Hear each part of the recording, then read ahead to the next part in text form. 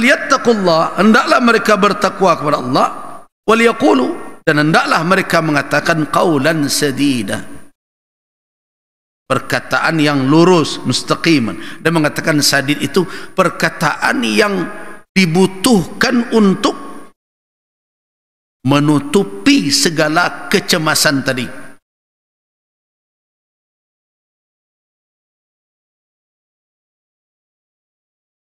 Nah, kalau orang mengatakan itu mujarradul jam'i, itu hanya untuk menggabung saja, kalau begitu juga tidak ada masalah. Berarti antara takwa dan nasihat yang lurus itu mesti bergabung, tak boleh cie-cie. Nah, karena itu kan saya sering katakan, pendidikan anak hari ini lebih banyak membutuhkan tauladan daripada narasi. Ketauladanan. Jadi kalau awak nak mengurangi dan gadi-gadi jamba kelebihan bana bagaya, ibu-ibu dahulu ndak pai ke pasar berdua jo anaknya ragu dulu. Manan Gen Z sebenarnya kau ni. Amainya labi lo gaya apa dua anaknya. Tapi itu bagi kecil anak tu. Kamu lebih-lebihan bana. Penampilan kalau keluar tu sederhana salah. Awak 3 jam belum selesai sebelum pailan. Baca rohnya kamu ngecek ni nyo. Ini adalah contoh. Nah, qaulan sadida, perkataan yang sadid, kata sadda tadi bermakna ada yang menutup. Jadi karena itu bisa kita tadabburi dalam pengertian sadid bermakna qawim, lurus, bermakna mustaqim, dan membelok-belok. Karena orang yang bertakwa kepada Allah Subhanahu wa taala, ucapannya itu tidak berputar-putar, nya tagak taruh di hatianan bana. Walaupun kadang untuk menyampaikan bana itu resikonya tidak ringan, tapi ini harus dikatakan. Yang kedua, makna sadid itu adalah alladhi yasud, yang menutupi kebutuhan dalam membentuk generasi tadi. Jadi harus ada kajian-kajian yang dilakukan oleh berbagai pakar yang meneliti. Kan? Awak kalau merumuskan tentang kemarin itu di dalam rakorda itu kan ada berapa halaman ya, saya lihat kan, yang terkait dengan perkara yang mengkhawatirkan majelis ulama tentang LGBT. Ada beberapa, coba perhatikan apa dan ibu. B, rekomendasi ulama Majelis Ulama Indonesia Sumatera Barat tentang pemberantasan LGBT di Sumatera Barat. Ini umum ini. 1. MUI Sumatera Barat merekomendasi pada pemerintah dan DPR agar menjadikan perilaku LGBT sebagai bentuk pelanggaran pidana. Nah, ini perjuangannya panjang. Yang jelas itu disepakati dahulu. Kenapa? Karena di dalam undang-undang kita perbuatan ini tidak dimasukkan kepada pidana. Zina pun tidak masuk sebenarnya secara esensinya pada pidana. Barunya dipidana kalau dia, nah itu pasangan tidak terima, atau terjadi pemerkosaan, atau terjadi pemaksaan, gitu. Nah, pelecehan itu baru. Dan zinanya tidak dipandang sebagai satu kejahatan. Padahal di dalam Islam itu kejahatan yang menjijikkan, itu fahisyah. Nah, itu usulan pertama. Yang kedua, MUI Sumatera menuntut pemerintah untuk mensterilkan kegiatan-kegiatan berpotensi dipergunakan sebagai fasilitas untuk mempropagandakan LGBT, termasuk juga tayangan-tayangan. Kan nampak ada hiburan di TikTok berbagai macam. Nah, laki-laki melambai-lambai gayanya, itu bergalak-galaan. Itu kan menyampaikan pesan sebenarnya kepada orang yang menonton bahwa itu hal yang biasa, lucu lah kira-kira. Dan yang ketiga, kepada pihak berwenang agar menyisir lembaga-lembaga pemerintahan dan perguruan tinggi di Sumatera Barat untuk mendeteksi secara dini perilaku menyimpang yang mengarah ke tindakan LGBT. Jadi ini pencegahan ini. Jadi kecil suudzon bago. Sisiri itu. Karena kami tahu ada kadang di lembaga-lembaga tertentu. Bahkan kan ada berita dulu kita temukan di tengah aparat pun ada perilaku seperti ini. Kemudian berikut yang keempat, kepada setiap khatib dan mubaligh agar menyampaikan bayat LGBT dalam segala kegiatan dakwah yang dilakukan. Itu tugas. 5, kepada pemerintah provinsi dan kabupaten kota agar mewajibkan negari-negari Sumatera Barat memiliki peraturan nagari pernah anti maksiat, termasuk dalamnya narkoba, perjudian, perzinaan, homoseksual dan semisalnya. Akulah bertahun-tahun ke MUI meminta, alun juga tercapai sampai kini dia.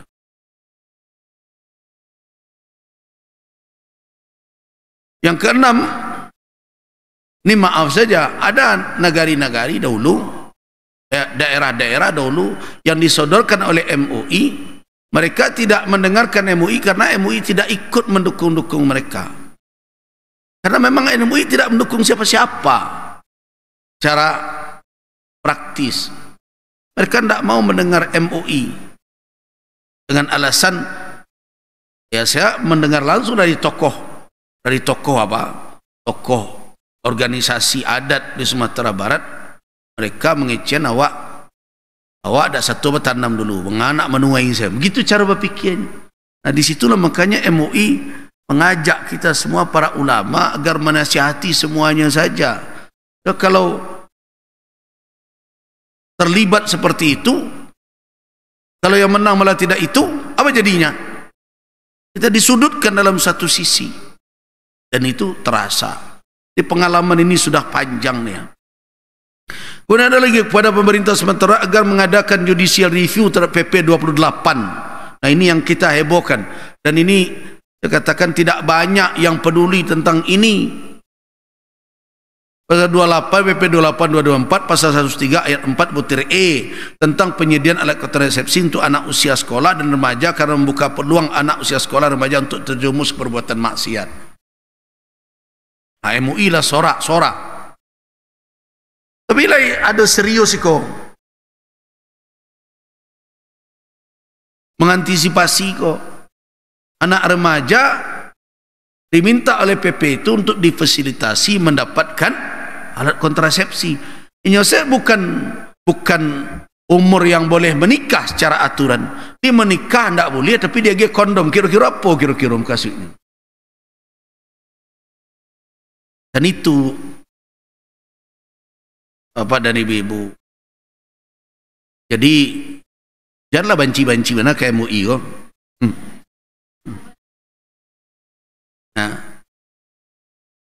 Nah kemudian penguatan pendidikan agama dan moral dalam lembaga pendidikan, mengajak seluruh lembaga pendidikan baik formal maupun non formal untuk memperkuat pendidikan agama dan seterusnya. Peran aktif keluarga sebagai benteng pertama. Terus berikutnya peran pemerintah daerah dalam membuat kebijaksanaan, kerjasama dalam lembaga keagamaan dan masyarakat. Itu ada 16 poin. Pelajarilah itu daripada heboh-heboh dan lain-lain kok. Itu baru satu subjudul. Subjudul yang kedua, rekomendasi Majelis Ulama Indonesia Sumatera untuk lembaga pendidikan. Diturunkan lagi lebih rinci dalam rangka pemberantasan LGBT di Sumatera Barat. Ini ada 8 poin pula. Kemudian rekomendasi Majelis Ulama Sumatera Barat untuk ketahanan rumah tangga lagi, peran orang tua dalam rangka pemberantasan LGBT di Sumatera Barat. Ada berapa? Ada 10 poin.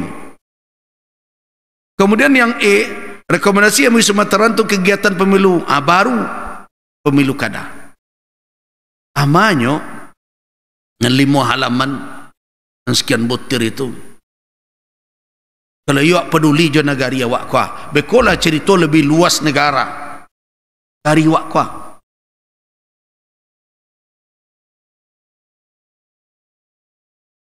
Sianan iko harus berjuang berhadapan dengan pemangku kekuasaan yang mengambil kebijakan dan kewenangan.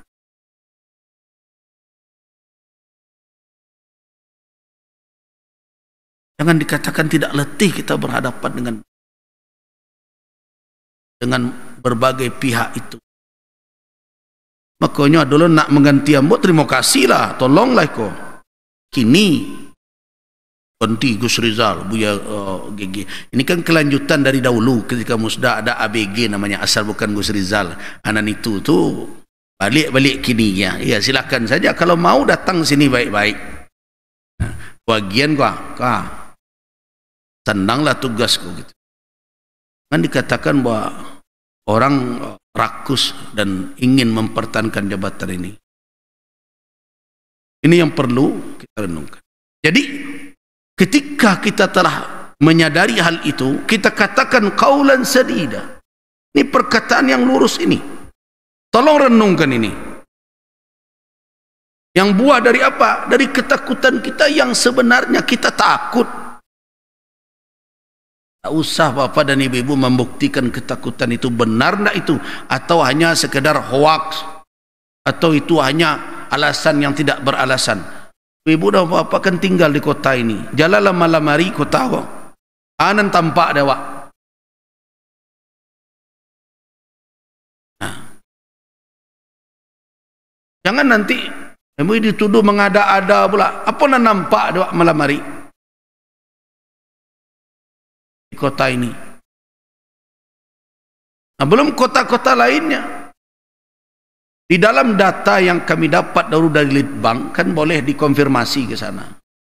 Termasuk yang tinggi tingkat LGBT ini adalah kota Payakumbuh.